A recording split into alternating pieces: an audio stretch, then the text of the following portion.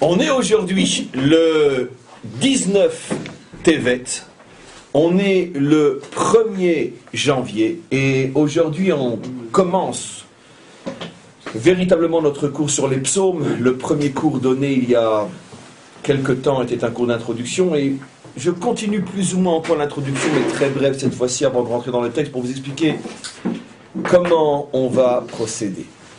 D'abord, sachez, si je le dis à haute voix, c'est parce que c'est important de le savoir officiellement, que j'ai longtemps hésité avant de faire ce cours, pas parce que c'est un cours plus difficile au niveau de sa profondeur qu'un autre, parce qu'ils sont tous de toute façon inaccessibles, et tous les cours qu'on donne ici sont de véritables miracles, mais celui-là avait en plus une autre difficulté, c'est technique. Pourquoi technique? Comme je vous l'ai expliqué. Il y a 150 psaumes, dont certains sont aussi longs que 10 psaumes réunis, comme le 119 ou d'autres. Certains psaumes sont très longs, on pourrait les découper en 3 ou 4. Ce qui veut dire que si on prend un psaume normal qui fait, on va dire, le premier est plus ou moins normal, le premier à 50 pages. Le premier à 6 versets, on va dire que le Memutsa, la moyenne, c'est 10 versets par psaume. Et si on compte qu'il y a de nombreux psaumes qui ont 30, 40, 50 versets, ça veut dire qu'en vérité, il n'y a pas 150 psaumes, il y en a beaucoup plus que 200. Si on fait le compte de un cours par semaine, et supposons qu'on arrive à faire tout un psaume en un jour, en une semaine, ça nous amène à au moins 200 semaines. Donc, c'est énorme. Vous me direz, le cours qu'on a commencé sur les Gilgulim va peut-être aussi durer 2 ans. Mais d'un autre côté, chaque cours est un cours en soi. Là, on commence un livre et se dire qu'on le terminera peut-être jamais, c'est pas du tout une chose évidente. Donc, j'ai hésité à faire ce cours. C'était la première raison, parce que je ne savais pas comment le faire. Surtout que je n'ai pas l'habitude d'aller trop vite dans un cours et j'essaye de dire le maximum de ce qu'on peut dire face à un texte. Deuxième difficulté, c'était que il y a tellement de commentaires sur les psaumes, sur toute la Torah, mais sur les psaumes particulièrement, il y a tellement de commentaires que comment faire? C'est techniquement impossible.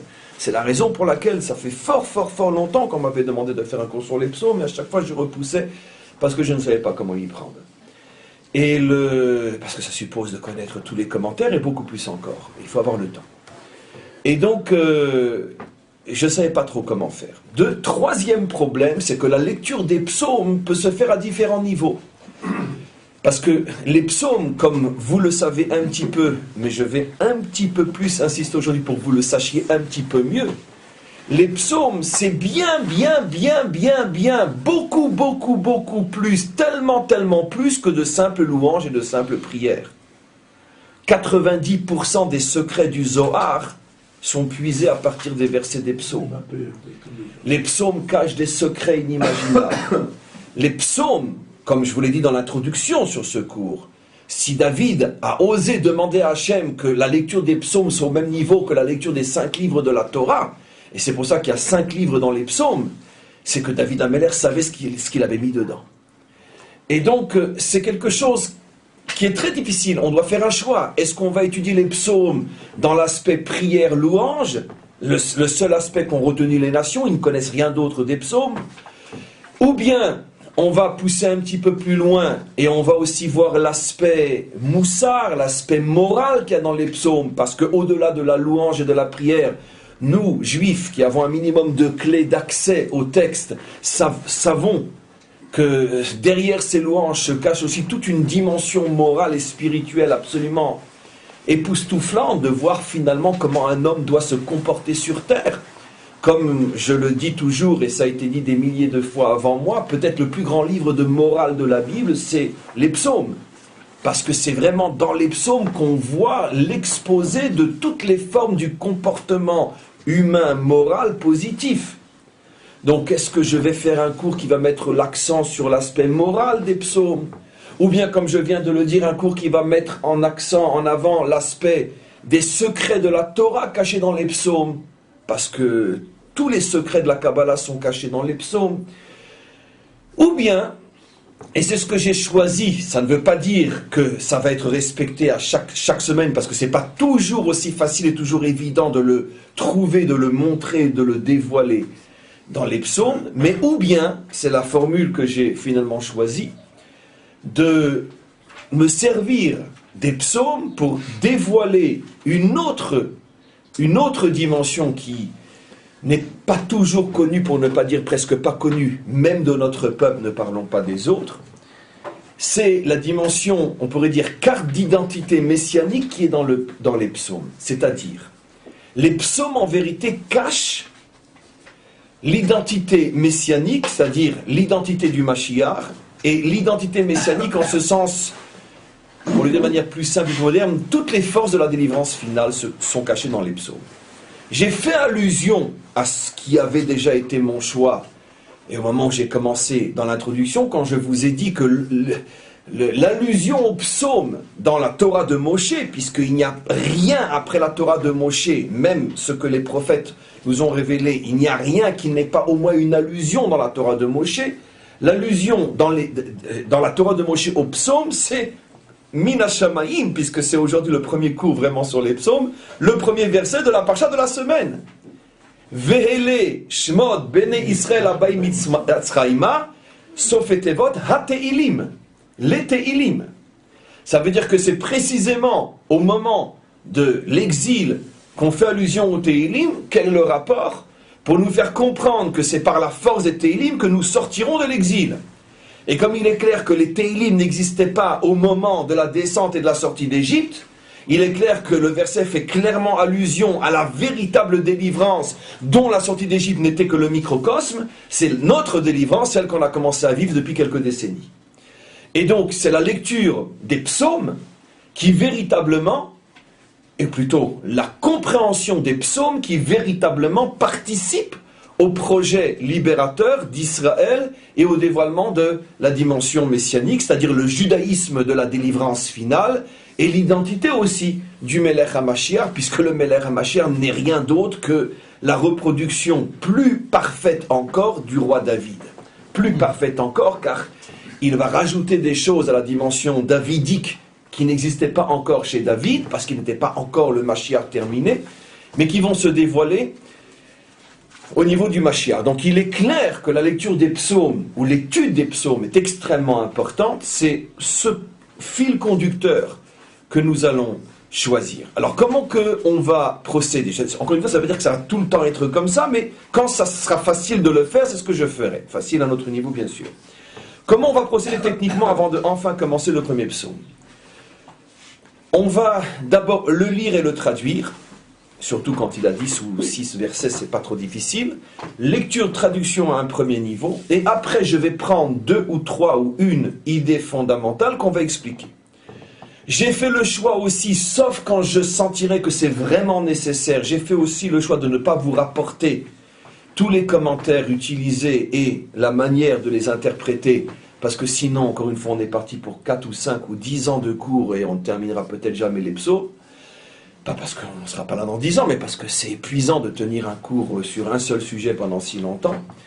Et donc, j'ai choisi de vous les rapporter plus ou moins oralement, sauf quand je jugerai que vraiment c'est important de le voir dans le texte. Et évidemment, tout ce qui est rapporté fait partie de la Torah chez Béalpé jusqu'à la bouche qui vous le transmet, c'est-à-dire c'est la tradition orale d'Israël et la manière dont les maîtres dans chaque génération jusqu'à ce cours ont de comprendre ce que nos maîtres nous ont transmis de génération en génération. En tous les cas, on va commencer. Et on est dans le premier psaume. Ashrei ha'ish asher lo alach be'atzat rishaim u bederech chataim lo amad u bemoshav letzim lo yashav. Comment l'homme peut-il atteindre le bonheur? Je traduis directement d'après le sens. Comment l'homme peut-il atteindre le bonheur? Demande le roi David. Question fondamentale que tous les hommes se posent. Tous sont à la recherche du bonheur. Chacun vient avec sa définition du bonheur.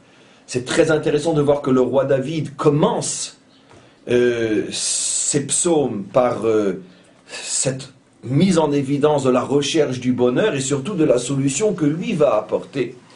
Et il dit la chose suivante. Ashrei ha'ish, je vous dis aussi comment qu'il faut lire. Ashrei ha'ish, 2 points. C'est quoi un homme qui a atteint le bonheur? Et il répond. Asher lo alar be'atzat reshaim, celui qui a eu le bonheur de ne jamais suivre les conseils des reshaim, les conseils des méchants. Alors bien sûr, la question qu'il va falloir se poser, c'est qui sont les méchants? Ceux qui ne sont pas gentils, ceux qui sont méchants, c'est qui les méchants? Alors est-ce que David va nous donner une définition du méchant? On va voir que oui. Et pourquoi parle-t-il des conseils des méchants? Depuis quand les méchants donnent-ils des conseils?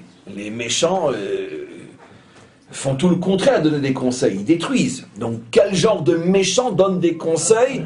Et aussi pourquoi David choisit-il de donner comme définition du bonheur cette affirmation? Moi je pensais que le bonheur c'est autre chose. Si je suis un idiot, je pense que le bonheur c'est la réussite matérielle. Et si je suis un homme un peu plus raffiné, je pense que le bonheur c'est le service divin, j'en sais rien. Mais ici, c'est une manière un peu bizarre de le dire, celui qui ne suit pas les conseils des Reshaïm. On continue. Ou bederech chataim lo amad. Et toujours dans la suite des définitions du bonheur, donc celui qui n'a pas avancé, celui qui n'a pas suivi, mais dans le sens d'avancer à l'art sur les conseils des méchants, ou bederech chataim lo amad, celui qui ne s'est pas arrêté sur le chemin des fauteurs. Et après, troisième définition, c'est une affirmation à 3 volets. Ube moshav letzim lo yashav, et qui ne s'est pas assis au milieu d'une assemblée de railleurs. Tous les commentaires mettent en évidence, que vous avez tout de suite vu dans la manière dont je l'ai expliqué, c'est que David utilise une image qui est très évocatrice. Il parle d'abord de quelqu'un qui avance, puis de quelqu'un qui s'arrête, puis de quelqu'un qui s'assoit. Bien sûr, c'est ce que disent nos commentaires. Et ils en déduisent la chose suivante. David fait allusion au fait que si tu commences à aller avec les Reshaïm, ça veut dire que si tu crois que eux vont te donner de l'avancement, si tu crois que leur chemin est le bon chemin, parce qu'il a l'air d'être le bon chemin, puisqu'il n'arrête pas de te donner des conseils, même extrêmement savants et intelligents, comment avancer dans ce chemin. Donc apparemment, on ne parle pas de Reshaïm standard. On parle de gens qui donnent l'impression qu'en les suivant, on avance dans l'existence. Sache que finalement, ce qui t'attend, c'est qu'un jour, tu vas t'arrêter complètement, tu seras immobilisé, et puis après, tu n'auras plus d'autre choix que de t'installer au milieu des railleurs.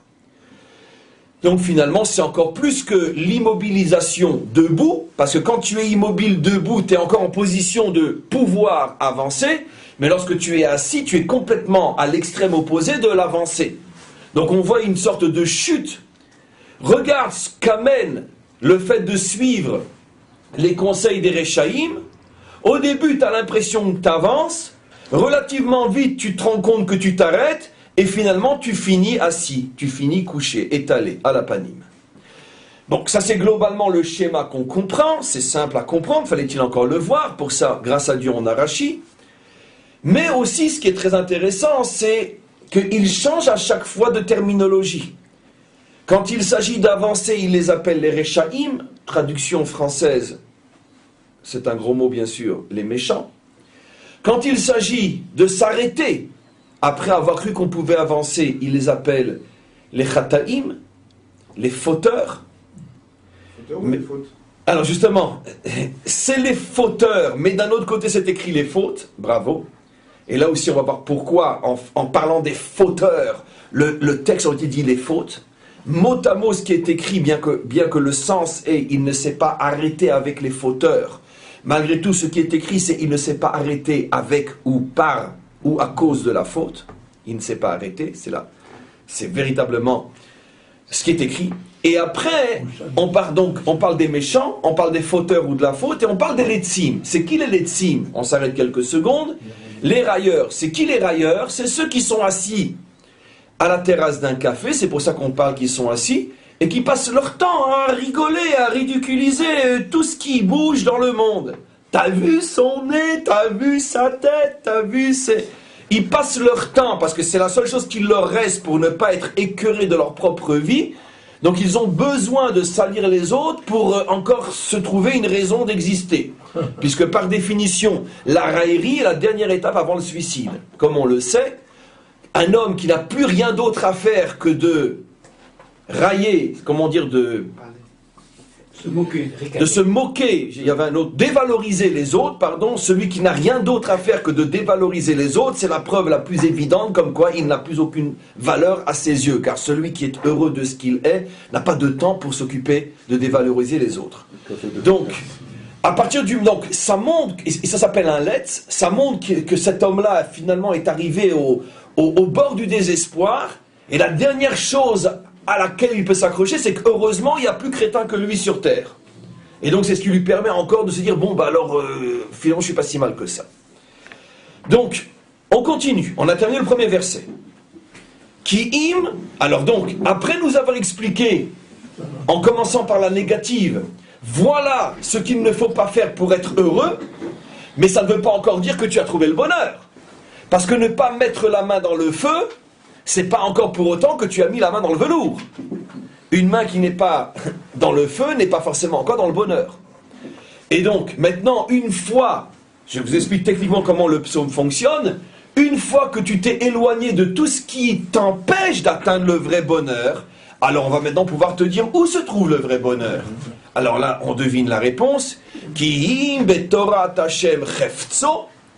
L'homme heureux est celui dont le désir, c'est très important ce qu'il dit, est la Torah d'Hachem. Ça veut dire que son vrai chefetz, et là c'est très intéressant, l'utilisation du mot par le roi David, puisque vous savez que pour dire désirer en hébreu, il y a plusieurs mots, il y en a énormément même, mais il y en a plusieurs mots. Les plus significatifs au niveau de leur message sont l'irtzot, vouloir, c'est moins que désirer, les itavot, c'est désirer, ou l'irpot, qui veut dire globalement en hébreu, en France, traduction quelconque, désirer aussi. Donc, l'irtzot, l'irpot ou l'itavot. Globalement désirer. Quelle est la différence fondamentale entre les trois? Alors, la différence que j'ai choisie dans ce cours, parce qu'il y en a des millions, c'est que le mot, quand je dis désirer sous la forme de chefetz, on sait qu'en hébreu, le mot, même en hébreu moderne, et à plus forte dans l'hébreu biblique, qui est la source de l'hébreu moderne, le mot chefetz signifie aussi un objet, un chafetz, un objet concret. Ça s'appelle un chefetz, ça s'appelle un chefetz. Ça veut dire quand je désigne une chose parce que c'est au niveau fondamental, les deux ont en commun, bien que ça c'est un morceau de bois et ça c'est une feuille, ce sont des feuilles, mais sont tous les deux des chafatzim. D'accord, donc c'est le mot pour désigner une chose en français, tiens, c'est une bonne traduction.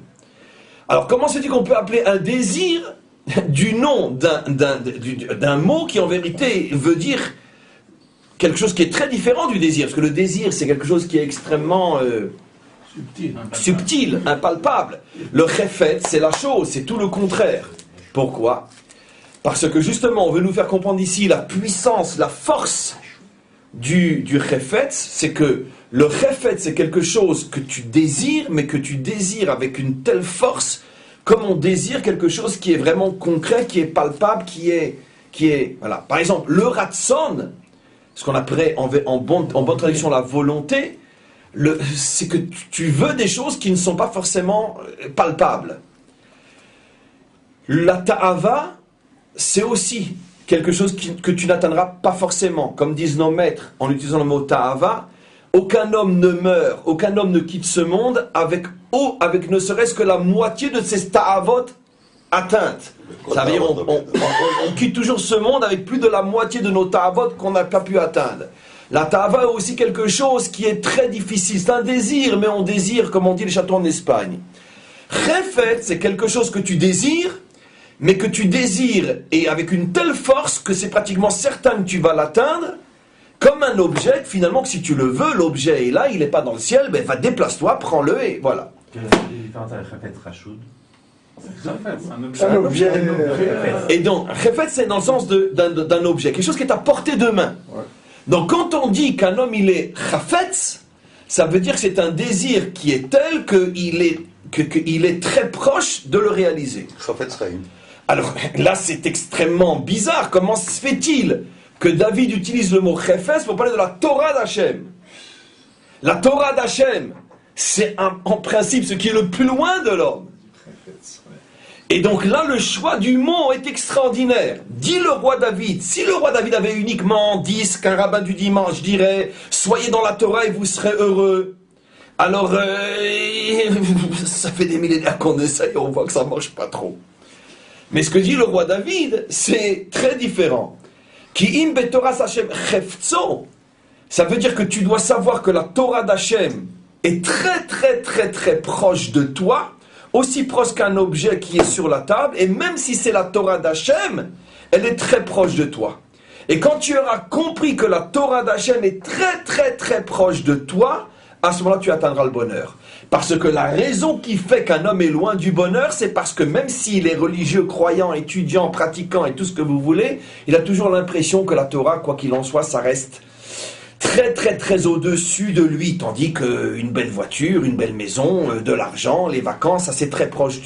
Tant que l'homme pense que Hachem est plus loin que toutes les choses pour lesquelles on travaille et on se bat, il n'atteindra pas le bonheur. Mais le problème maintenant, très bien tu me le dis, mais comment j'y arrive à sentir que Hachem est aussi proche de moi, entre parenthèses, qu'un objet.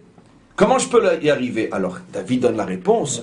Ubetorato yegeyomam valaila. Ceci à condition que tu étudies sa Torah jour et nuit. Un petit peu plus que la traduction littérale, et que je reprendrai dans l'explication globale, ce que David veut dire, c'est la chose suivante. Si tu es capable d'étudier la Torah dans le jour comme dans la nuit, c'est-à-dire dans les bons moments comme dans les mauvais, quand tout va bien comme quand tout va mal, plutôt quand tout va mal comme quand tout va bien, quand tu as et quand tu n'as pas, quand tu as envie et quand tu n'as pas envie, si tu es attaché à la Torah, dans toutes les situations de jour et de nuit qui englobent toutes les facettes de l'existence, le bonheur, le malheur, la joie, la tristesse, la richesse, la pauvreté, la santé, la maladie, la paix, la guerre, le bonheur et la souffrance, si tu es capable de t'accrocher à la Torah dans toutes circonstances dans l'existence, alors tu te rendras compte que la Torah est extrêmement proche de toi et tu atteindras le bonheur. Mais pour l'instant, c'est un premier niveau d'explication. Et on continue.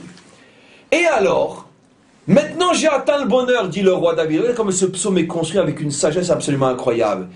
Et David va maintenant poser et répondre à la question. Et à quoi ça ressemble un homme heureux? Alors maintenant il donne la définition. Tu sais ce que c'est un homme heureux? Vehaya ke'etz shatul al palge mayim.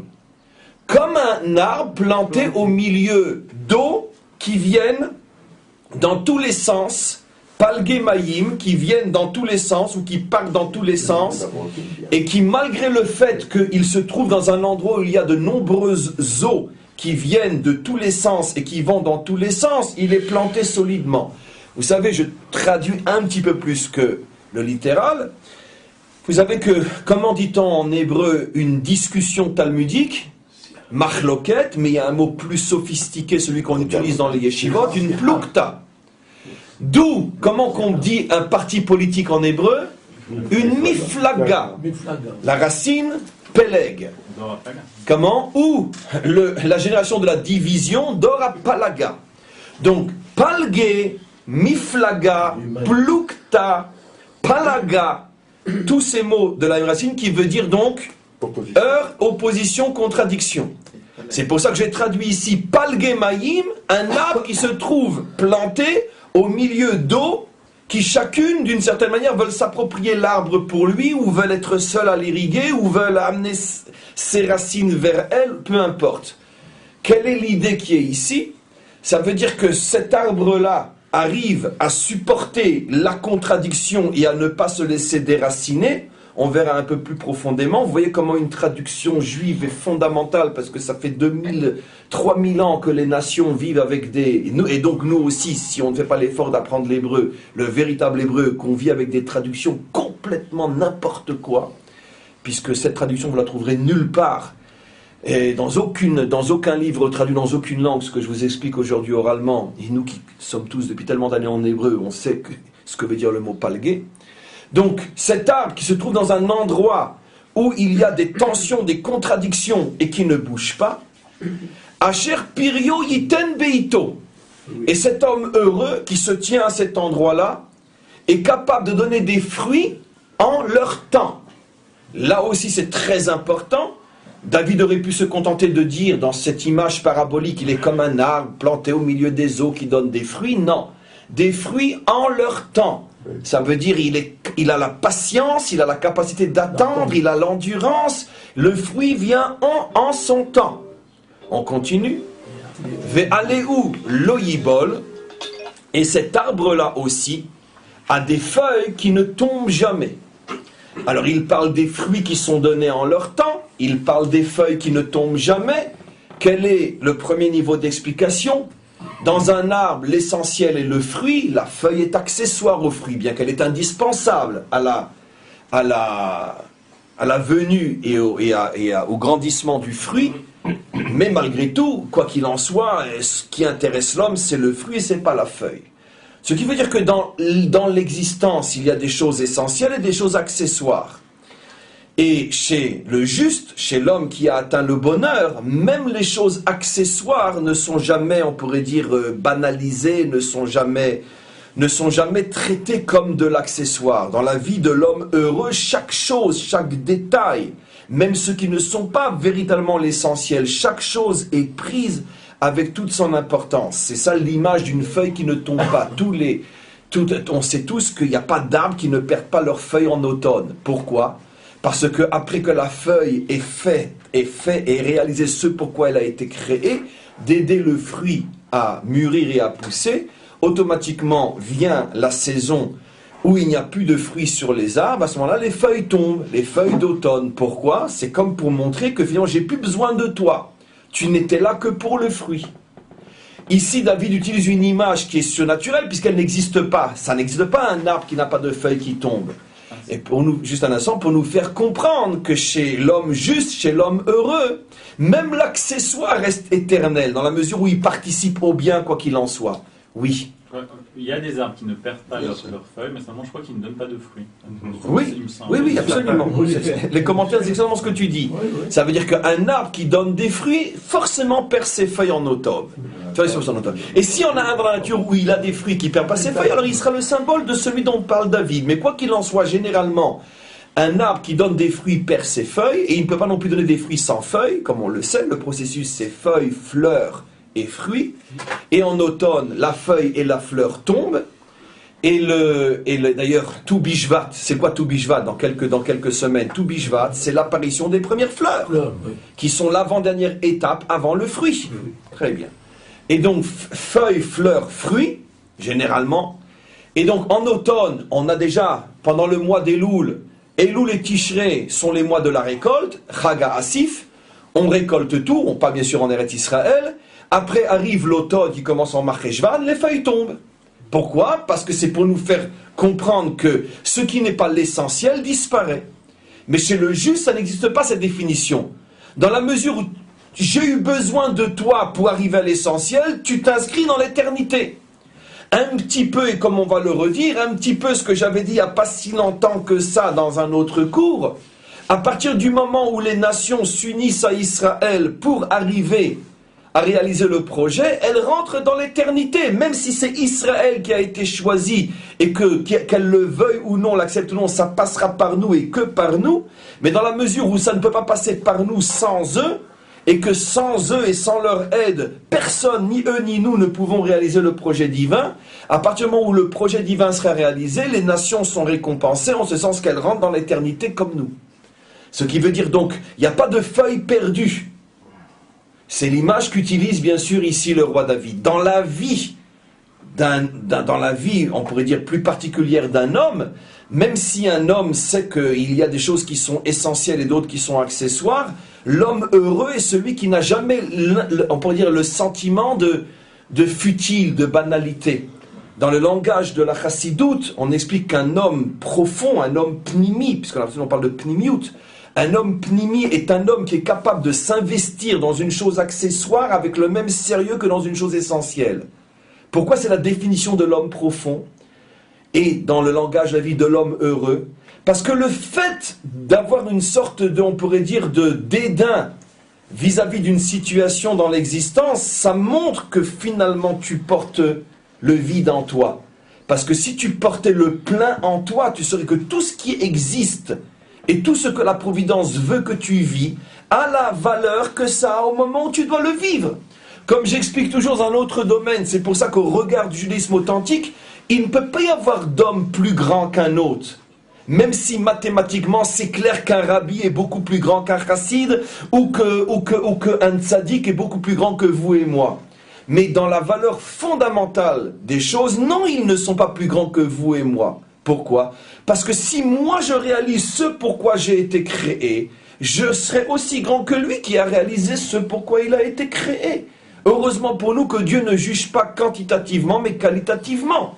Si moi, il m'a été demandé de faire 100 mètres dans ma vie, et lui, il lui a été demandé de faire 1000 mètres, lui a reçu les moyens de faire 1000 mètres, et moi, j'ai reçu les moyens de faire 100 mètres. Et lui aura les difficultés des moyens qu'il a reçus, et moi, j'ai les difficultés des moyens que j'ai reçus. Si moi, je fais mes 100 mètres, vous me direz... Si moi je fais mes 100 mètres, vous me direz 100 mètres, c'est pas grand-chose. Mais d'un autre côté, j'ai pas reçu les forces que lui a reçues pour faire ses 1000 mètres. Donc automatiquement, à partir du moment où tu reçois les forces de ta mission et les difficultés de ta mission, si tu réussis ta mission, chacun est le plus grand dans son domaine. Oui, Nathan.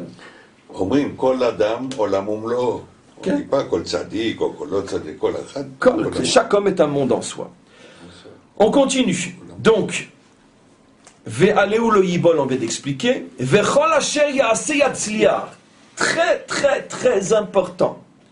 La définition d'un homme qui est sur le droit chemin, d'un homme heureux, c'est que tout ce qu'il entreprend, il réussit. Ça, c'est extrêmement important. Parce que... ça veut dire quoi? Ça veut dire donc que tous les chapeautés barbus doivent réussir. Bah non, mais tu n'irais pas cette tête d'enterrement quand je vous dis une chose pareille. On va... J'ai rien dit de grave. J'ai rien dit de grave. En tout cas, le roi David, lui, ne fait pas de cadeaux. Tu penses être un juste, tu penses être un bon juif, on va te juger sur tes réalisations. Kol asher ya'aseh yatzliach. Ça, c'est le baromètre. Alors vous me direz, mais alors dans ce cas-là, alors les Réchaïm, ils réussissent. Alors regardez ce qu'il continue à dire. L'ochen hareshaim. Tout ce que je viens de dire ne s'accomplit pas sur le rachat. Pourquoi? Maintenant regardez ce qu'il va dire. Eux ils sont qui im kamotz asher titvenu ruach. Eux ils sont comme, c'est quoi le motz en français? Ce qui recouvre le grain de blé. L'écorce. Bon, on va dire l'écorce, parce que ça a un nom particulier. Ils sont comme l'écorce qui était sur le blé. C'est Livré. Ils sont comme cette écorce qui, une fois qu'on a pris le blé, elle est jetée et le vent l'emporte. C'est intéressant. Il reprend la même idée qu'avant, mais avec des images différentes et avec aussi quelque chose de différent.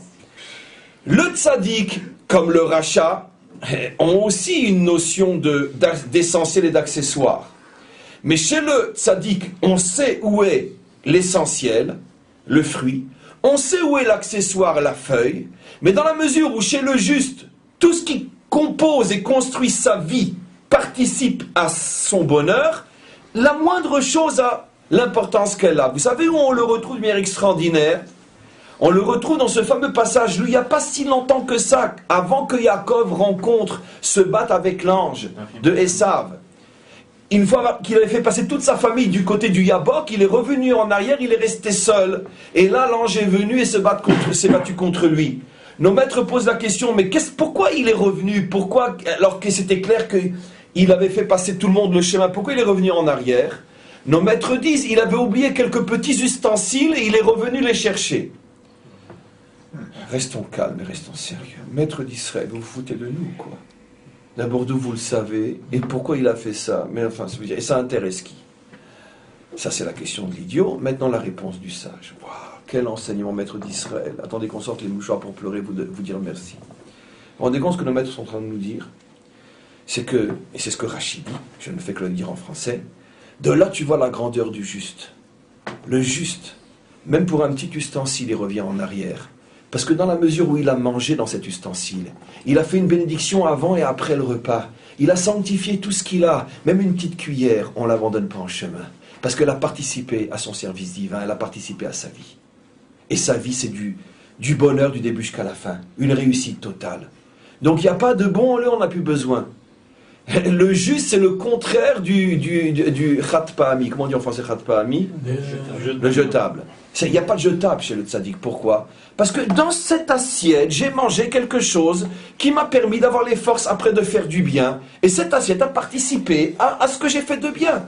Donc sa vision du monde est complètement changée. Maintenant, regardez à quel moment nos maîtres nous révèlent ce secret-là. Juste avant sa rencontre et son combat avec l'ange de Esav. Parce que Esav, c'est tout le contraire. Qu'est-ce qu'il dit Esav? De toute façon, on va tous crever. C'est ce que j'ai besoin du droit d'aînesse. Et ça, c'est celui qui a un regard négatif sur tout. T'as bouffé, t'as roté, allez, ça suffit. Allez, qu'est-ce qu'il y a? Et les chats aussi, ils mangent, et alors? Sauf qu'ils mangent à 4 pattes et nous, on mange à 2, et nous, on mange sur nos 2 pattes. C'est tout. Ça, c'est Esav. Un dédain total de l'existence. Pourquoi? Parce que lui, il est au niveau du motz. Tout chez lui, c'est que l'accessoire jetable. La génération du khatpahami, génération microgale, micro-ondes. Il n'y a plus de travail, il n'y a plus rien, il n'y a plus, tout se jette, tout se fait vite. Et pourquoi tu manges? Parce que j'ai faim. Pourquoi tu jettes? Parce que j'ai fini de manger. Ça, c'est du motz. Et le motz, effectivement, on ne peut pas le garder, le motz. Qu'est-ce qu'on va en faire? Parce que le motz, on ne peut même pas le donner aux animaux. Ça, je cherchais le mot exact, parce qu'il y a une partie de l'écorce qu'on donne après aux animaux, c'est ce avec quoi on fait le foin. Le foin fait aussi partie au départ de l'écorce, il y a plusieurs écorces sur le blé. Mais le foin est utilisé. Mais le motz, c'est la partie qu'on laisse sur le champ que le vent emporte. Autant on emporte le vent. Elle était belle notre jeunesse, hein. Des beaux films à l'époque. Et donc, ça c'est le motz. Chez le rachat, sa vision de l'existence, c'est que du motz. Je prends, je me sers, je rote et je m'en vais. Ça, c'est le rachat. Et donc, même si sa vie, dans son compte en banque, il a 10 millions, mais il a 10 millions de motz. C'est-à-dire qu'il n'a rien en vérité. Vient le roi et le roi remporte tout. Parce que même lui ne donne pas de sérieux à sa vie et à ce qu'il a. Donc regardez. Ils sont comme du motz que le vent emporte. Et là, il commence à nous livrer l'identité du rachat. Il faut savoir que dans chaque psaume, il y a un commencement,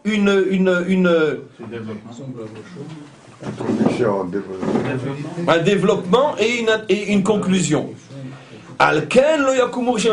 C'est pour ça que les Rechaïm sont ceux qui ne peuvent pas se tenir dans la loi, dans le jugement. Mishpat, mishpatim, vous écouterez, vous observerez mes mishpatim, mes lois, mes préceptes, mes jugements. Les Rechaïm sont ceux qui ne peuvent pas se tenir face au jugement. D'accord? Vechataim ba'adat tzadikim. Et les chataim, voilà, ils donnent la définition, sont ceux qui ne peuvent pas se tenir, eux, dans une assemblée de tzadikim. Ils ne les supportent pas. Le rachat, dit David, est celui qui ne supporte pas le mishpat. D'accord? Il faut absolument soit abolir, soit accomplir. Et le chataim, le fauteur, c'est celui qui ne supporte pas une assemblée de tzadikim. D'accord? Il va les appeler les pharisiens ou je ne sais pas quoi. Qui odea Hachem derer tzadikim, mais sache qu'en vérité Hachem, lui, il se colle au chemin des tzadikim. Pourquoi j'ai traduit Yodea par se coller? Vaïda Adam et Chava Ishto, l'homme s'est uni à sa femme. Chava, le mot qui est utilisé c'est Da'at. Da'at signifie en hébreu s'unir, c'est pour ça que même en français moderne, on dit il a connu une femme. Pour dire il s'est uni avec elle. Il s'est repris de l'hébreu. C'est l'hébreu qui a inventé cette analogie entre connaître et s'unir sexuellement. Donc s'unir complètement. Sur Hachem, c'est pas une union bien sûr, chas v'shalom, mais qui se colle à. Qui odea Hachem derer tzadikim, Hachem se colle comme un homme à une femme au chemin des tzadikim, vederer rechaim toved, et le chemin des méchants sera perdu. Alors bien sûr, David utilise 3 fois le mot rechaim dans ce psaume. ce que je veux, au fur et à mesure, vous faire comprendre, c'est que les psaumes s'étudient. C'est pas seulement, encore une fois, comme je l'ai dit, une prière, c'est aussi un texte d'étude fondamentale, un texte d'étude juive fondamentale. Et donc, il faut étudier un psaume avec le même CE qu'on étudie un passage de la Torah écrite ou orale. Ici, le roi David prononce 3 fois le mot rachat. Au début, quand il parle des etzot des Rechaim qu'il ne faut pas suivre, il ne faut pas aller avec eux, etzat Rechaim, donc il présente, il commence à dévoiler un tiers de l'identité Rechaim. Ce sont des gens, pas qui font le mal, forcément, mais qui donnent des etzot, ça veut dire donc ce sont des producteurs de conseils, Utsu etza vetufor, comme on retrouve dans un autre verset, ils ont beau comploter contre nous, mais... Le conseil de sécurité. Ça. Comment ? Le conseil de sécurité. Oui, le conseil de sécurité par exemple, mais non, mais ça on le reverra dans le prochain psaume qui parle de la guerre de Gog et Magog. Mais si avec les Rechaim, si l'autre laisse Batsat Rechaim, d'un autre côté, si tu ne vas pas dans ce truc, les Rechaim, ça se forme au mot Sha'arim. Ça te trouve. Toutes les portes. Les portes Oui, parce qu'ils sont là pour te voir la porte. Chemin. C'est le même mot à l'envers. Chez Harim, les portes, Rechaim, les méchants, qui sont là-haut. Donc, le roi David ne parle pas du rachat tel qu'on le comprend nous, le voleur, le violeur, c'est pas de ça qu'il parle, parce que il n'y a pas de place pour ce genre d'individus, de choses dans les psaumes du roi David. Le roi David est trop sophistiqué, trop raffiné pour descendre au niveau de cette racaille. Mais lui parle des Rechaim qui sont à un niveau extrêmement élevé, ceux qui donnent des conseils, ceux qui prétendent, voilà évidemment, comme le Nachash. Le Nachash n'a rien fait de mal, il n'a fait qu'exprimer quelque chose, bravo. C'est-à-dire la Torah ne parle pas d'un méchant qui est venu faire le mal. Il est venu dire quelque chose qui a fait que d'autres sont tombés dans le mal, mais lui il n'a rien fait. Vous savez, ça va tellement loin que là aussi, nos maîtres disent quelque chose d'époustouflant, révolutionnaire, incroyable. Ils nous font remarquer la chose suivante. Quand après la faute, Hachem s'adresse au fauteur, il dit à Adam, pourquoi t'as fauté? Adam dit, c'est pas moi, c'est elle. Il va chez elle, il lui dit, pourquoi t'as fauté? Il dit, c'est pas moi, c'est lui, le serpent. Et après on voit qu'il va directement chez le serpent, il dit, puisque tu as fait, tu seras puni. Nos maîtres posent une question dont seuls eux ont le secret. Il dit, et pourquoi il n'a pas demandé aussi au serpent, pourquoi t'as fait ce que t'as fait? Maintenant, tenez-vous bien quelle est la réponse des maîtres Israël, c'est trop fort. Il n'y a que eux et nous qui avons un cerveau juif qui pouvons comprendre une telle réponse. Vous savez ce que nos maîtres répondent? Il dit parce que Hachem avait peur de lui poser la question. Parce que s'il lui avait demandé, il aurait donné une réponse à laquelle Hachem n'aurait pas su quoi répondre. Vous savez quelle était? Si il lui avait posé la question, qu'est-ce que tu as fait? Il aurait répondu, mais attends, mais moi j'ai fait que parler, moi. Moi j'ai rien fait, c'est eux qui ont fait. D'accord? Est-ce que ça veut dire quoi? En plus, c'est à eux que tu as donné l'ordre de ne pas manger, c'est pas à moi. Hachem n'aurait pas su quoi répondre. Contempler la beauté de la réponse d'abord, il nous faut plusieurs siècles pour s'arrêter de la contempler. Ça veut dire, qu'est-ce que nos maîtres sont en train de mettre en évidence? Que le summum du mal, c'est quand Bémet, je fais rien. Mais j'ai créé une idéologie, j'ai créé un chemin qui fait tomber tout le monde. Mais c'est eux qui y ont été, moi j'ai fait que parler. L'idéologue, lui peut-être qu'il n'a rien fait, je veux dire, lui Marx par exemple, d'accord, il n'a jamais mis personne en Sibérie. Il a incarné, on dit personne dans les... Incarcéré personne dans les asiles psychiatriques à l'époque du KGB. Il n'a pas tué 20 millions de personnes comme Staline, je crois. 20 millions de personnes, il a liquidé, Staline. Hein. Non, 50 en tout, mais pour la Deuxième Guerre mondiale, je ne sais pas, 20 ou 15 millions. Non, il n'a rien fait, il a écrit des livres. C'est tout. Mais quand l'idéologie, elle sert après à faire tellement de mal, le véritable assassin, c'est pas Staline, c'est Marx. C'est ce que nous apprend ici David. Quand tu vas chercher le fauteur, c'est pas celui qui a fait, c'est celui qui a parlé. Celui qui a donné des conseils, celui qui a ouvert la bouche. C'est lui. Vous comprenez? Vous savez, ces derniers temps, je m'excuse de vous amener sur ce chemin-là, mais vous ne pouvez pas savoir ce qui se passe des fois, entre autres sur le site, combien de non-juifs, chrétiens, s'acharnent sur le site pour dire mais comment vous osez parler comme ça et machin, etc., du christianisme, est-ce que nous on est responsable de tous ces, c'est leurs mots, c'est pas les miens, hein, de tous ces salopards qui vous ont fait du mal pendant toute l'histoire, etc., mais vous confondez les évangiles, vous confondez le Nouveau Testament vous confondez le vrai christianisme avec cette racaille, ces barbares qui vous ont fait du mal, mais nous-mêmes on les rejette, c'est pas nous, on n'a rien à voir avec eux, etc. Je veux dire, la pire des bêtises qu'on puisse dire sur terre, c'est ce que eux nous disent. Genre, nous on est les bons, mais eux sont les mauvais. Et je leur réponds toujours la même chose, mais ils ont des heures, ils n'entendent pas. Ils disent, mais que ça veut dire? Mais c'est au nom des évangiles, c'est au nom du Nouveau Testament, c'est au nom de celui que vous prétendez que l'on a tué, que nous, on nous a fait souffrir pendant 2000 ans. Oui. Les Cosaques, à titre d'exemple, quand ils sont arrivés à Ouman, l'endroit que Rabbi Nachman a choisi pour être enterré, ils ont planté une croix, pas un croissant, ou pas une idole. Ils ont planté une croix en plein milieu du village. Ils ont fait passer 30 000 hommes, femmes et enfants juifs devant la croix, avec 10 Cosaques de l'autre côté avec un sabre. Ils ont dit, ceux qui ne se prosternent pas, il a la tête coupée. Toute la communauté a été décapitée. Il n'y a jamais eu, jusqu'à la Shoah, un endroit où il y a eu un si grand massacre sur un seul endroit. C'est pour ça que Rabbi Nachman a voulu être entré à cet endroit-là. Alors qu'il ne vivait pas à Ouman, il vivait à Breslev. Et donc, ils n'ont pas mis un croissant, ils n'ont pas mis autre chose, ils ont mis une croix. Une croix, ils ont mis. Donc, il dit, mais ça, c'est pas la faute à Jésus, c'est pas la faute aux apôtres. Mais c'est eux qui ont donné l'idéologie au nom de laquelle on a massacré des dizaines de millions de juifs. Et le roi David nous prévient, quand il y aura l'heure du jugement, c'est pas les Cosaques qui vont passer devant Hachem, c'est ceux qui ont parlé. C'est ceux au nom de qui on a fait tellement de mal. Et ça, c'est un enseignement pour nous absolument incroyable. On peut dire dans l'échelle morale d'Israël, au sommet de l'échelle du mal se trouve celui qui n'a fait que parler. Un point, c'est tout. Même si dans sa vie, il était peut-être un homme bien.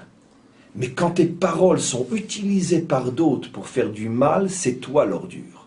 C'est pas eux. Eux ne sont que ton sabre. Mais ta bouche, c'est elle qui a fait du mal. Donc ça, c'est extrêmement important. C'est vrai à tous les niveaux. C'est vrai au niveau d'un officier et de ses soldats. L'officier donne des ordres. Les soldats l'accomplissent. Qui est le véritable coupable? L'officier. Même si lui n'a rien fait. S'il y a eu erreur, c'est l'officier qu'on condamne. Ça, dans ce domaine-là, tout le monde comprend. On ne dira pas, oui, mais tu comprends, en vérité, ceux qui ont fait ce qu'ils ont fait, ouais, mais regarde leur passé judiciaire, ils sont nés dans les banlieues, c'est des casse-couilles, ils étaient bien contents de recevoir un ordre pareil, et ils s'y sont donnés à cœur joie. Mais ça, on s'en fout, c'est peut-être vrai, mais sans l'ordre, ils n'auraient pas fait ce qu'ils ont fait. Oui. C'est intéressant. Dans la halakha, comment ça se passe lorsqu'on donne un ordre à quelqu'un d'aller assassiner un tel? Autant là, on fait porter la responsabilité sur celui qui... Ça, c'est l'autre aspect. Ça, c'est la réponse à Eichmann, qui a voulu se servir de ce à quoi tu fais allusion. Je n'ai fait qu'obéir aux ordres. C'est toujours, chez les nations, il faut savoir, c'est ce à quoi tu fais allusion, qu'il y a toujours en vérité l'erreur de l'extrême. Celui qui donne des ordres, Hitler est 100 fois plus responsable que Eichmann. Mais je ne suis pas en train de dire que celui qui fait n'a pas ses propres comptes à rendre. Mais évidemment, chez nous, la halakha est qu'effectivement, c'est à quoi fait allusion Eric, que si je donne, même si je paye quelqu'un, même si je le menace, je lui dis va exécuter ou je t'exécute, je prends sa femme et ses enfants en otage et je lui dis va tuer ou je les tue, si je vais tuer, je suis responsable et considéré comme un assassin. Pourquoi ? Parce que ma responsabilité à moi n'est absolument pas atténuée par le fait que j'ai été acheté, soumis, sous pression, etc. Ça, c'est la réponse à Eichmann. Mais d'un autre côté, celui qui n'a fait que parler, si maintenant après je vais écrire mon arbre moral et que je vais devoir hiérarchiser les formes du mal, celui que je mettrai tout en haut n'est pas Eichmann qui lui a tué plus que Hitler, puisque Hitler n'a fait que donner des ordres, mais il n'est jamais sorti de ça, tandis que l'autre s'est rendu dans les camps de concentration pour être sûr que ça fonctionne bien. C'est même pas Hess, le responsable d'Auschwitz. Dans la hiérarchie morale, je mettrai Hitler, Eichmann et Hess. Alors que Hess, c'est lui vraiment qui a fait marcher la machine. Pourquoi? Parce que le rachat, c'est celui qui ouvre la bouche le premier. Atzat Reshaim. Et ça, c'est la valeur morale d'Israël. Maintenant, encore une fois, ça ne discute pas les autres. Mais simplement, David nous montre ici ce qu'elle a. Voilà. Dans la mesure où, au nom du Nouveau Testament, des millions d'hommes, de femmes et d'enfants ont été massacrés, le Nouveau Testament est responsable d'un des plus grands crimes de l'humanité jamais commis sur terre.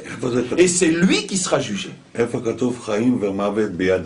Dans les psaumes, la vie et la mort est dans la bouche de l'homme. Absolument, ça ne fait que confirmer. Mais c'est ce que dit le roi David.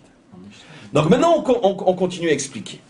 Donc le roi David dit, moi de quel genre de Réchaïm je parle? De ceux qui parlent. Tous les idéologues qui font croire à l'humanité qu'ils ouvrent un nouveau chemin, mais sache que sur ce chemin-là, tu ne vas rencontrer que des catastrophes.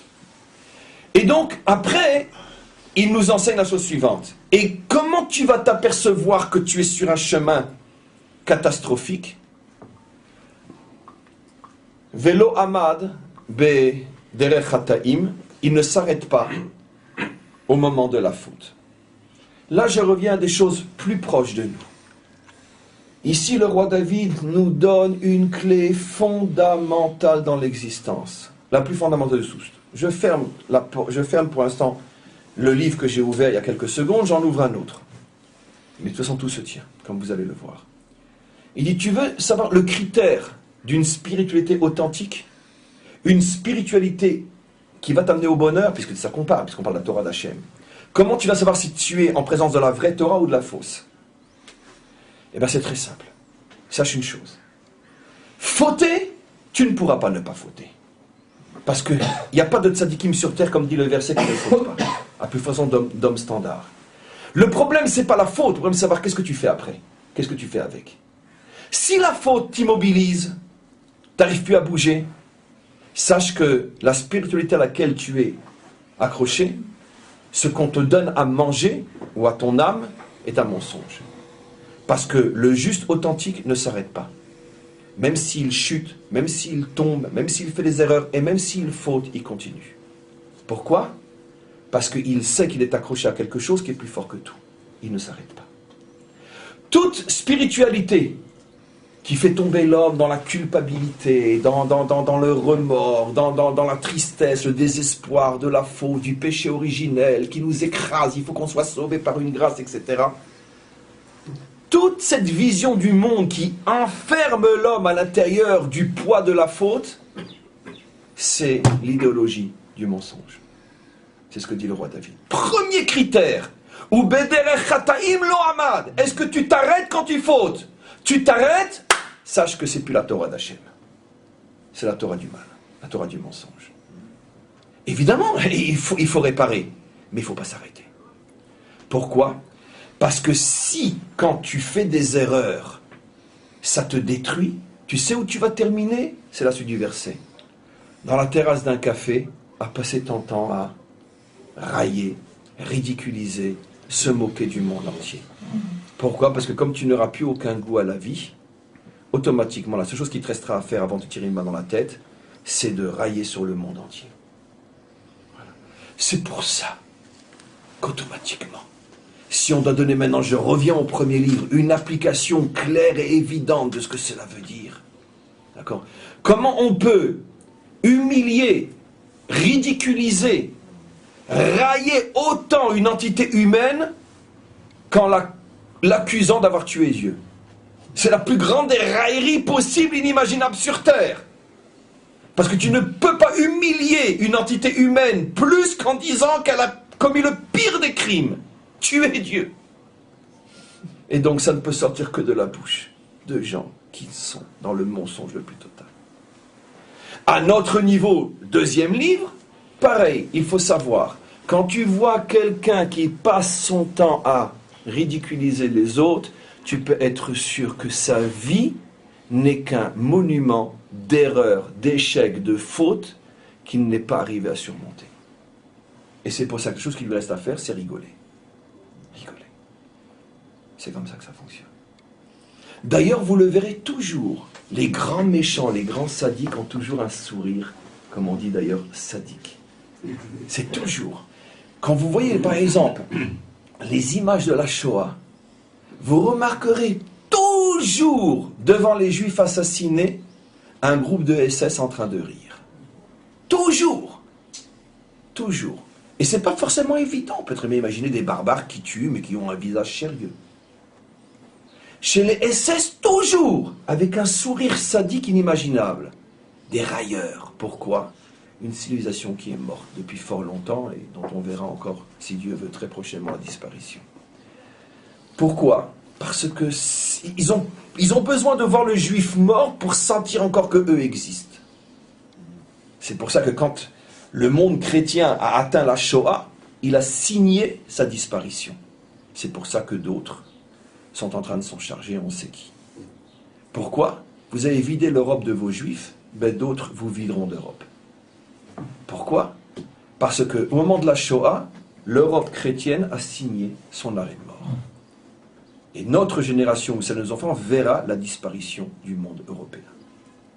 Ça s'est décidé entre 38 et 45. C'est ce sourire railleur qui a signé la mort du christianisme européen. C'est ce que dit le roi David. Et pourquoi ? Parce que tout a commencé avec une bouche qui n'a pas arrêté de parler, d'humilier, de dénigrer l'autre. Et automatiquement, voilà comment ça se termine.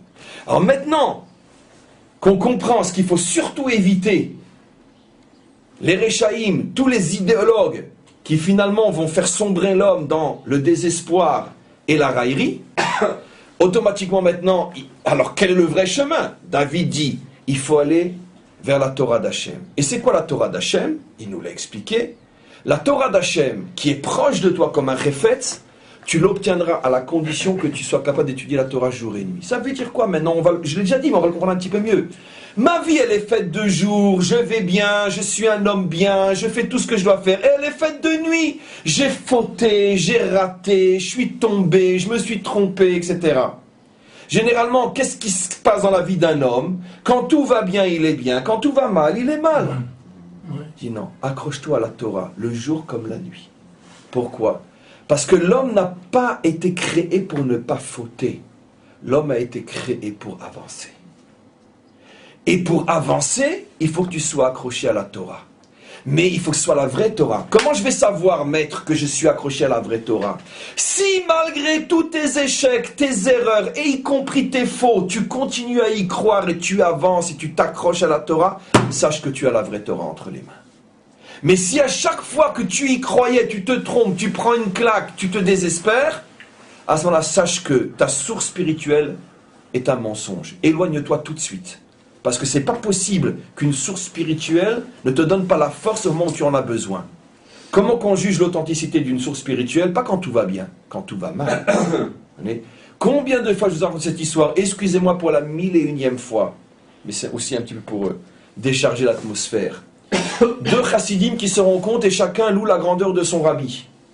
Le premier ouvre la bouche et il dit « Moi, mon rabbi, écoute, je l'ai vu de mes propres yeux. Une femme qui n'avait pas d'enfant pendant 30 ans, lui, il lui a donné une bénédiction, elle est tombée enceinte 9 mois après, elle a accouché. Waouh !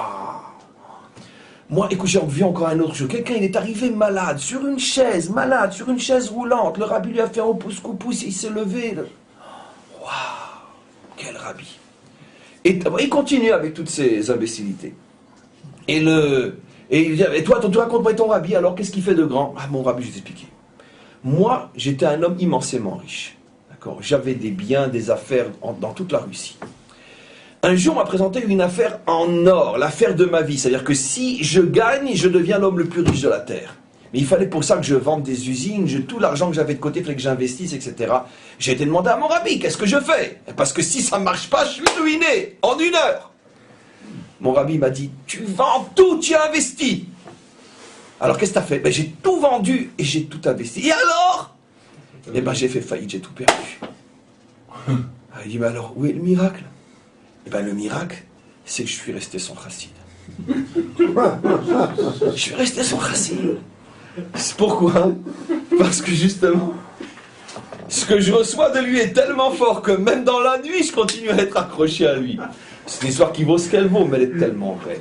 Ça veut dire que si ta source spirituelle ne t'entretient que quand tout va bien, t'es accroché à un mensonge.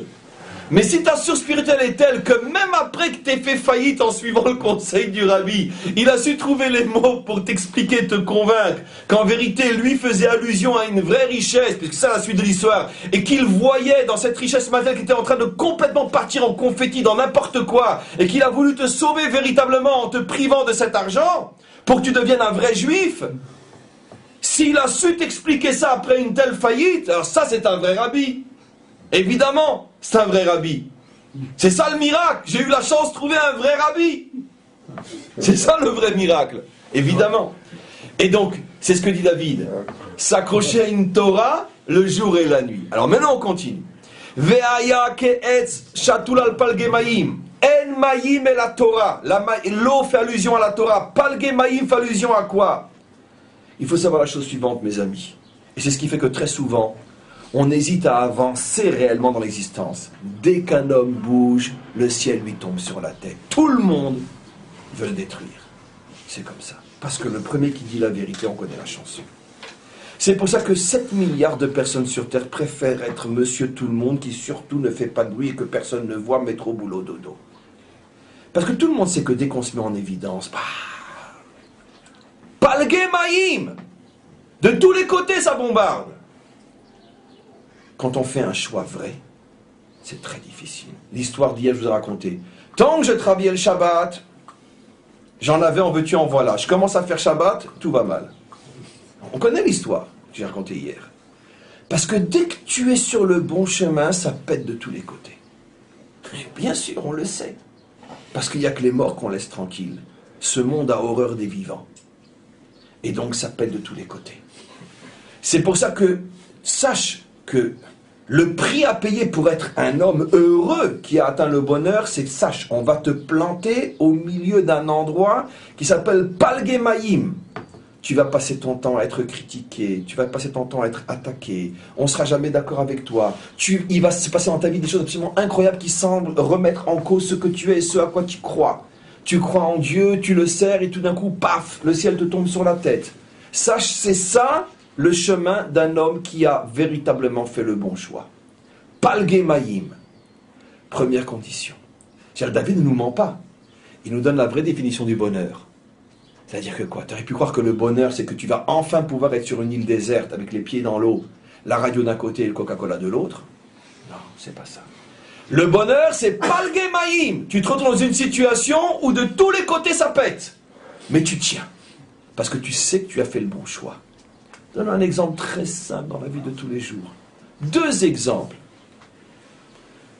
Ô combien utiles, plus à nos âges, mais utiles. On le sait tous. Un homme se marie à 25, 28, 30 ans. Je parle de l'homme standard aujourd'hui, d'accord? Tant qu'ils étaient copains, copines avec des filles, machin, ça marchait très très bien. Vous vous changez de Kelton, etc. Alors, moi, j'ai jamais eu de problème, moi. Je veux dire, moi, les filles, je connais. Ils se marient. Et alors là, commence l'enfer. L'enfer commence. Pourquoi? Il dit, je comprends pas. Dans le temps que j'étais pas marié, j'étais pas sérieux, je vivais le bonheur. Maintenant que je suis enfin rangé, casé, sérieux, fidèle, machin, etc., paf, l'enfer me tombe sur la tête. Pourquoi? Parce qu'avant, tu étais dans le mensonge, maintenant tu es dans la vérité. Maintenant, tu te retrouves Palgemaim. Maintenant, tu te retrouves dans un endroit de tension terrible, parce que la vie, ce ne sont que des tensions. Donc maintenant, sache que maintenant que tu es dans le véritable chemin du bonheur, surtout ne lâche pas. Ne commets pas l'erreur.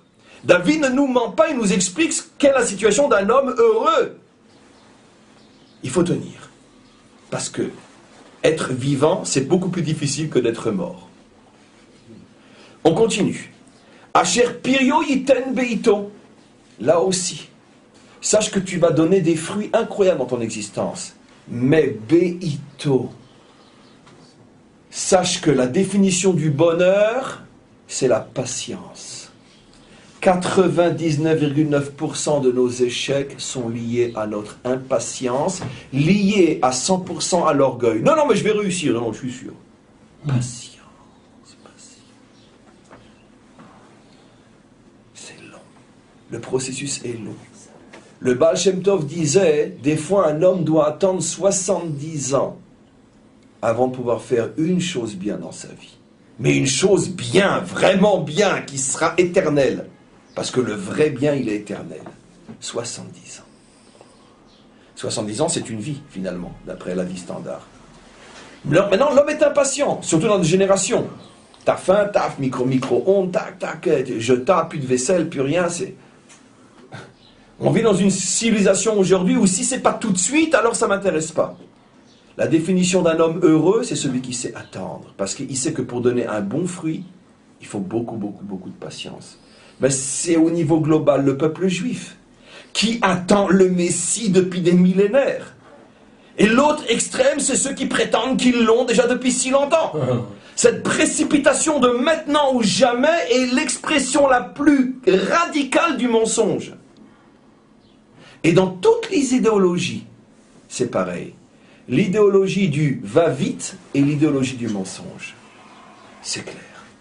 Parce que dans la vie, rien ne peut aller vite. Tout prend du temps et beaucoup de temps jusqu'à ce qu'on y arrive. Et maintenant on continue. Ve'aleu lo yiba, j'ai déjà expliqué. Comment tu peux savoir si un homme est un homme heureux? Si tu vois que dans sa vie, il n'y a pas de première classe, deuxième classe. Il n'y a pas de ça j'aime, ça bon, j'ai pas le choix. Non.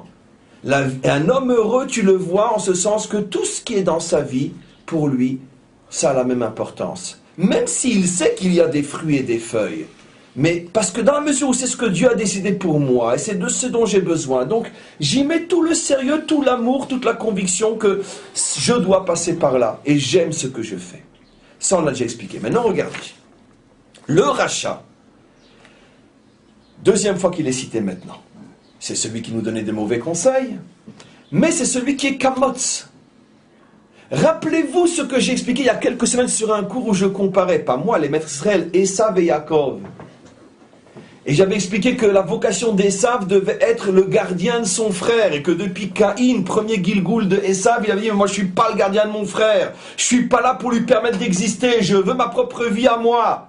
D'accord? Je suis le nouvel Israël, j'ai pas besoin de l'ancien. Hachem répond au rachat, mais attends, je comprends pas. Si t'es pas collé au blé, tu vas devenir du motz. Et si tu es du motz, tu vas faire comme ton père spirituel, Anochi Oler Lamout. Je vais mourir, c'est-à-dire tu vas servir à mort. Tu as besoin de rester accroché au blé. Il n'y a pas de nouveau et d'ancien. Il y a la Torah d'Israël, un point c'est tout, et ceux qui s'accrochent à elle. Avec Israël, la Torah d'Israël. Il n'y a pas de nouvelle Torah, il n'y a pas de nouvelle Israël.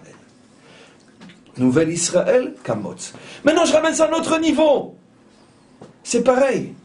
C'est-à-dire que si tu crois que dans la vie, tu vas pouvoir réussir sans Torah, si tu crois que tu vas pouvoir réussir sans Hachem, tu vas devenir du Motz. Le moindre rouard va t'emporter. À la moindre difficulté, tu vas t'emporter. Rien va rester. Et maintenant, regardez, enfin David nous donne la définition de ce qu'est le rachat. Alken lo yakumu reshaim bamishpat. Tu peux être sûr d'une chose. La spiritualité du rachat, c'est celle qui abolit la loi. C'est celle qui refuse le mishpat. L'amour, la bonté, c'est facile spirituel comme c'est qui n'en veut pas de l'amour, on veut tous de l'amour. Mais du mishpat, de la loi, quoi? Ça c'est permis, ça c'est interdit, là je peux travailler, là je peux pas travailler, comme ça je vais m'habiller et pas autrement, ça je peux dire, ça je peux pas dire, quand je me lève le matin il faut que je me lave 3 fois les mains, j'ai faim, il faut que je vérifie sur le truc si c'est cachère, pas cachère. Mais qu'est-ce que c'est? C'est pas ce qui rentre dans la bouche qui compte, c'est ce qui en sort. Tiens, ce qui en sort, David, t'as déjà réglé ton compte à toi. Ce qui en sort, Atzat Rechaim. Non. Ce qui rentre dans la bouche est aussi important que ce qui en sort. Parce que ce qui rentre dans la bouche montre que tu te soumets à la loi. Personne ne peut ni l'abolir ni l'accomplir, la loi. La loi est éternelle. Parce que c'est la condition sine qua non pour rester un homme accroché au Dieu, au vrai. Pas de loi, pas de foi. Ça va ensemble. Il n'y a de foi que là où il y a de la loi. Et c'est pour ça que David ici nous révèle un secret absolument incroyable. Le Yakumu Reshaim Bamishpat. Comment je peux savoir, David, si je suis en train d'entendre les conseils d'un méchant ou d'un juste? Alors écoute, tu sais quoi? Si le méchant te dit que Dieu est tout amour, toute bonté, tout pardon et toute grâce, et que tu n'entends pas une seule fois le mot permis, interdit, interdit, permis, il n'y a pas de loi, sache que c'est un rachat. Ça ne peut pas être la vérité d'Hachem, c'est un truc pareil. Dans la vie de tous les jours, à un autre niveau, quand elle se dit, bon écoute, qu'est-ce qu'il en a à faire le bon Dieu, si je me lave les mains ou pas les mains avant de manger, je veux dire, si je fais une bracha, pas une bracha, allez, ça suffit, je veux dire, je suis juif de cœur, quoi. Judéo-chrétien. Je suis juif de cœur. Mais à notre niveau aussi, mes amis, avec notre chapeau et notre barbe, on n'est pas tellement différents, sauf que c'est plus en finesse. Quand on n'est pas vraiment pointilleux sur l'accomplissement de la loi, bon, les métphilines sont là alors qu'elles devraient être là, et j'ai fait 6 lanières au lieu de 7, et ici ça bouge un petit peu, et j'ai pas vérifié mes autres médecines depuis 10 ans, mais elles sont cachères. Quand je les achetais, elles étaient cachères. Et puis quand je les ai ouvertes, j'ai vu, bon, il y a un petit trou dans une œuf, un petit trou dans une œuf. Bon, j'exagère, mais... C'est-à-dire, si toi aussi t'es pas pointilleux avec la loi, tu supportes pas le mishpat, tu es un rachat. Seulement, il y a le gros rachat, il y a le rachat plus nuancé. Mes amis, excusez-moi, sous peine de passer pour un ultra-orthodoxe, que je suis un ultra-orthodoxe. Ultra. D'accord? On ne joue pas avec la loi qui est à la Chouta Sahara, même pas comme avec l'épaisseur du cheveu. La loi d'Hachem, on se tue pour elle. On ne joue pas avec elle. On monte sur le bûcher pour elle. La loi d'Hachem. Le cheveu de la loi d'Hachem. Vive la loi. On ne joue pas. Si j'arrive pas, au moins je le dis, j'arrive pas, j'ai pas la force, etc. Mais je m'arrangerai avec le bon Dieu, ou c'est pas important, c'est un détail. Ça, c'est le langage du rachat. C'est important et moi je suis un nul. Nekuda. Mais c'est important. Moi j'y arrive pas. C'est ce que nous dit David. Lo yakumu reshaim bamishpat. Celui qui te dit la loi, c'est pas important, est un rachat. Au moins qu'il le sache. Et donc on continue. Vechataim be'adat tzadikim. Et tu comprends que les chataim, qui sont ceux qui se sentent écrasés sous le poids de la faute et qui ont besoin d'une grâce pour être sauvés. À notre niveau, les chataïm chez nous, c'est ceux qui se disent, bon, la Torah, c'est trop compliqué, j'y arriverai jamais, il y a trop de détails, il y a trop de si, allez, laissez-moi tranquille, je suis juif de cœur. Ceux-là, vous savez qui sont leurs pires ennemis? C'est les tzadikim. Pourquoi? Parce qu'on ne supporte pas le miroir de son échec, c'est-à-dire l'exemple de la réussite. Pourquoi ils nous haïssent tant, eux, pour ils nous haïssent tant, pourquoi? Et parce que ça fait 3500 ans qu'on tient le coup avec tout ce qu'ils ont essayé de faire pour nous. Mais on les rend fous. Quoi, encore des juifs qui y croient? Comment c'est possible? Vos synagogues sont pleines à craquer. Il y en a 10 par rue à Jérusalem et chez nous, c'est vide. Mais comment vous faites? On les rend fous. Mais c'est vrai aussi entre nous. Pourquoi on sait que notre société fait tellement de la shonara sur le monde religieux en général? Pourquoi? Et il faut le dire. Il ne faut pas l'enregistrer, mais il faut le dire. Pourquoi la presse n'arrête pas à chaque fois tellement... C'est pas notre peuple, je parle de la presse. Pourquoi? Et parce qu'on ne supporte pas de voir que ça marche malgré tout, avec tous les défauts et... Comment? C'est la mauvaise conscience. C'est la mauvaise conscience. Quoi? Une femme, un mari, des enfants, une bonne éducation, un sens dans la vie, une famille qui toutes les semaines se réunit autour d'une table du Shabbat, mais chez nous, l'enfant il sort à 8h du soir et à 3h du matin il rentre. Comment vous faites pour garder vos enfants autour d'une table du Shabbat pendant 2 heures? Ah mais on va vous descendre, vous. C'est ça le secret. David a tout dit. Les chataïm, ceux qui disent c'est trop dur, on n'y arrivera pas, ils ne supportent pas ce qui arrive. Ce qui arrive à leur réaliser. Et c'est ça l'antisémitisme. Il commence pas d'or, il commence d'abord chez nous.